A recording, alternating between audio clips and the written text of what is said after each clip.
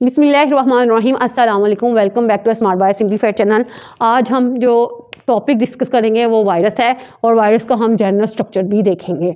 उसके बाद हम दो जो है वायरसेस जो हैं उनको डिस्कस करेंगे। एक तो बैक्टीरिया का चैप्टर पढ़ रहे थे तो हमने एक बैक्टीरिया को इन्फेक्ट करने वाला वायरस जो बैक्टीरियोफेज है उसको डिस्कस करेंगे, और दूसरा एक एनिमल वायरस को हम डिस्कस करेंगे, HIV को हम डिस्कस करेंगे लेकिन नेक्स्ट लेक्चर्स में। तो चलिए स्टार्ट करते हैं। सबसे पहले इसको हम डिफाइन करते हैं।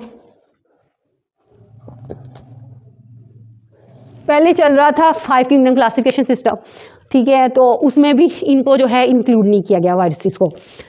उसके बाद 3 डोमेन्स किंगडम क्लासिफिकेशन सिस्टम जो कि न्यू सिलेबस के मुताबिक है, तो उसमें भी ये वायरसेस इंक्लूड नहीं है क्योंकि इनमें कोई भी सेलुलर ऑर्गेनाइजेशन प्रेजेंट नहीं है। ये क्या हैं? ए सेलुलर क्रिएचर्स होते हैं, जिस ए सेलुलर कह लें या जिनमें कोई सेल प्रेजेंट ही नहीं होता, ठीक है।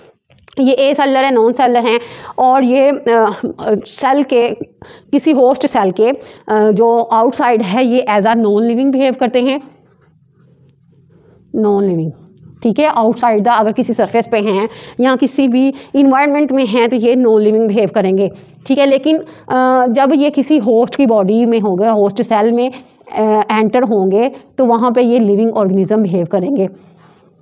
जब ये नॉन लिविंग है तो नॉन लिविंग क्या होते हैं? ना वो क्या करेंगे, ना ही किसी किस्म के न्यूट्रिएंट्स इनटेक करेंगे, और नॉन लिविंग जब होंगे तो ना ही उनमें कोई मेटाबॉलिज्म होगा। जब वो खाएंगे नहीं तो ना कोई मेटाबॉलिज्म उनमें होगा, और ना ही वो अपनी ग्रोथ कर सकेंगे, यानी कि उनमें कोई भी रिप्रोडक्शन का अमल नहीं हो रहा है, इस वजह से उन्हें नॉन लिविंग कहेंगे।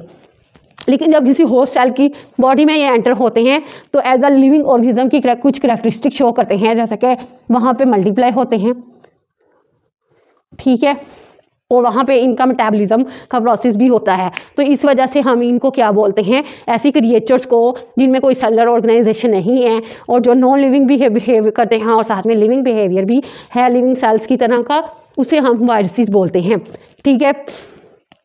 अब हम देखते हैं इसका स्ट्रक्चर।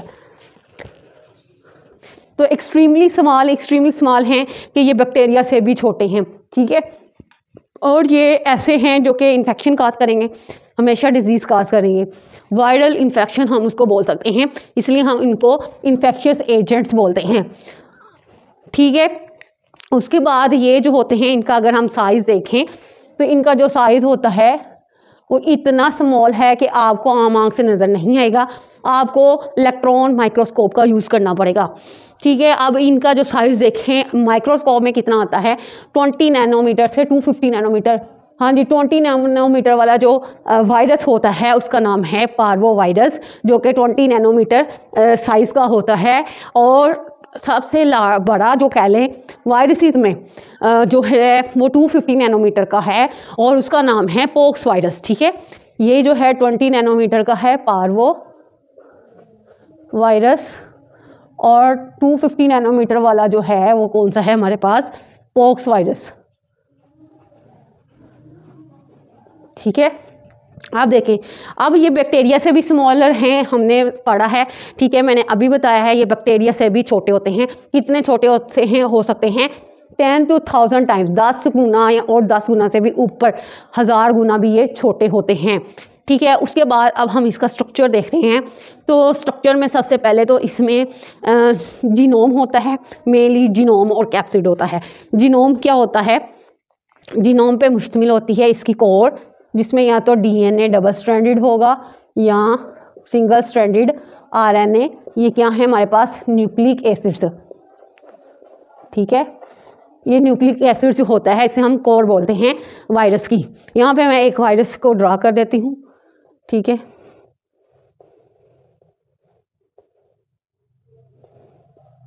तो सबसे पहले क्या पढ़ा है हमने? ये इसकी क्या है? कोर है, और कोर में क्या है? RNA, single stranded RNA। उसके बाद ये जो मैंने इसका आउटर कवरिंग बनाई है, ये जो कोट बनाया है, इसे हम क्या बोलते हैं? कैप्सिड।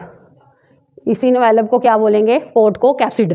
कैप्सिड जो होता है जिन प्रोटीन से बना होता है उसे हम क्या बोलते हैं? कैप्सोमेयर्स, ठीक है। कैप्सोमेयर्स से मिलके बना होता है। कैप्सोमेयर्स क्या हैं? प्रोटीन के नाम को, प्रोटीन को हमने इसकी प्रोटीन कैप्सिड की प्रोटीन्स को क्या बोला है? कैप्सोमेयर्स, ठीक है। अब कैप्सोमेयर्स की तादाद सब यूनिट जो प्रोटीन के हैं, और सिंपल लफ्ज़ों में आप कैप्सिड कह लें, उसके लिहाज से भी वायरस से इसको डिफ्रेंशिएट किया जा सकता है। अब जो हमारे पास हर्पीस वायरस होता है, इसमें 162 कैप्सोमेयर्स होते हैं, और ये जो होता है ये chicken pox, cold and sore throat, गले दर्द जो है, ठंड और चिकन पॉक्स की ये जो बीमारी काज करता है, डिजीज़ काज करता है।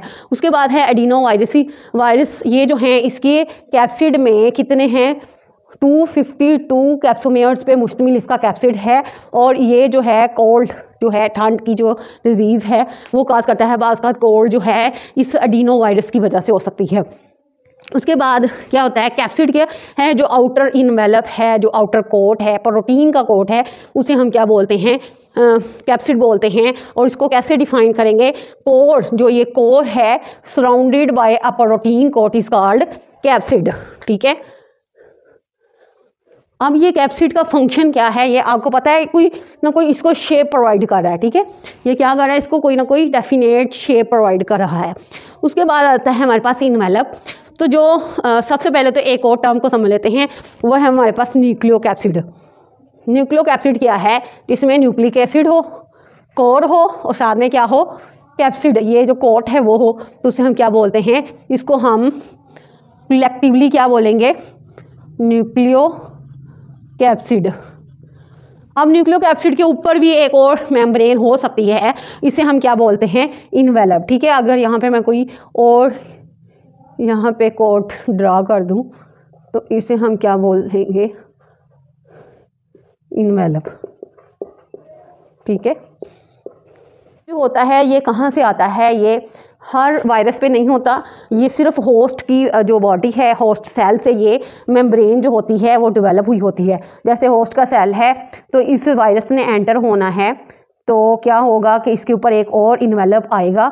ठीक है, जो कि लिपिड से बना है, लिपिड रिच होता है, यानी कि इसमें ज़्यादातर लिपिड रिच ये मेम्ब्रेन इसके ऊपर क्या होगी, डेवलप होगी, और उसे हम क्या बोलेंगे, इन्वेलप। तो कहाँ से आया है, from the host cell. Okay, हाँ जी, कुछ वायरसेस ऐसे होते हैं जो नॉन इन्वेलप्ड होते हैं, यानी कि उनके ऊपर कोई इन्वेलप नहीं होता, इवन कि वो होस्ट के सेल में भी एंटर हो जाए तो ऐसे सेल्स को हम क्या बोलते हैं, नेकेड वायरसेस। ठीक है, अब वायरसेस में डाइवर्सिटी बहुत पाई जाती है, इसलिए क्लासिफिकेशन जो है सिस्टम में जो लीनियर सिस्टम था, और इसके अलावा जो है टेक्सोनोमिक सिस्टम था, उसमें तो इसको इंक्लूड नहीं किया गया, लेकिन इसकी बहुत सारी डाइवर्सिटी पाई जाती है। ठीक है, प्लांट वायरसेस हैं, कुछ एनिमल वायरसेस हैं। प्लांट वायरसेस में जो एग्जांपल आ जाती है वो influenza virus, herpes virus, corona virus. ठीक है, कोरोना वायरस ही आप लिख लें इसमें एग्जांपल, कोरोना वायरस। और प्लांट वायरसेस भी हैं, जैसे प्लांट्स के नेम के हिसाब से वायरसेस का नाम है, जैसे कि टोबैको मोज़ेक वायरस। ठीक है, ये जो है टोबैको के जो प्लांट है उसको तबाह करता है। इसी तरह टोमेटो वायरस, इस तरह से कुछ नेम है। ठीक है, उसके बाद आता है बैक्टीरियल वायरस। बैक्टीरियल वायरस जो बैक्टीरियल सेल्स को डैमेज करते हैं, इन्फेक्ट करते हैं। इसमें सबसे मेजर एग्जाम्पल जो आप नेक्स्ट लेक्चर में पढ़ेंगे वो है बैक्टीरियोफेज। बैक्टीरियोफेज जो है एक ऐसा वायरस है जो कि बैक्टीरिया को इन्फेक्ट करता है। ये एनिमल और प्लांट वायरसेस मुख्तलिफ शेप्स में प्रेजेंट होते हैं, जैसे कि पॉलीहेड्रॉन और हेलिकल। पॉलीहेड्रॉन का मतलब होता है, पॉली मीन मैनी फेसिस वाले जो वायरसेस होंगे उससे हम पॉलीहेड्रॉन बोलेंगे। हेलिकल शेप आपको पता है, स्ट्रैंड होता है ऐसे, तो इस तरह से। उसके बाद जो बैक्टीरियल वायरसेस हैं वो क्यूब्स की फॉर्म में प्रेजेंट हो सकते हैं, इस तरह से क्यूबिक फॉर्म, बताइए आप लोगों को, क्यूबिक फॉर्म में प्रेजेंट हो सकते हैं। आइकोसाहेड्रल का मतलब है 20 फेसिस वाला, आइकोसा बोलेंगे उसको। हेलिकल होता है जो इस तरह से शेप में प्रेजेंट हो, और कम्प्लेक्स भी हो सकते हैं। ठीक है, जिनको ना हेलिकल बोल सकते हैं, ना क्यूब बोल सकते हैं, और ना ही वो हेड्रल फॉर्म में होते हैं, वो ज़रा कम्प्लेक्स किस्म के होते हैं। होप सो आपको ये लेक्चर समझ आया और पसंद आया हो तो अपने दोस्तों के साथ आदमी शेयर कीजिएगा। चैनल पे नए हैं तो चैनल को सब्सक्राइब कर दीजिएगा। अल्लाह हाफिज़।